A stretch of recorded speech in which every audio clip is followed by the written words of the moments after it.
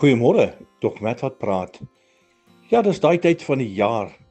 Dis Kerstyd wat vinnig nader kom en almal is besig met Kerspartytjies en Kersetes. By mense se kantore, by die werk hou hulle partytjies, families hou al klaar Kerspartytjies en die beste word voorgesit.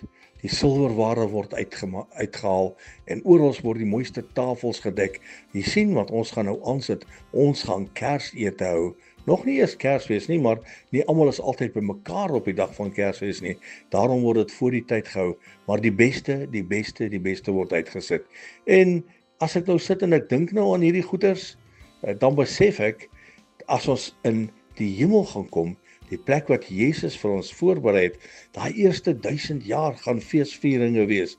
Kan jy vir een oomblik dink hoe dit vir ons gedek gaan wees?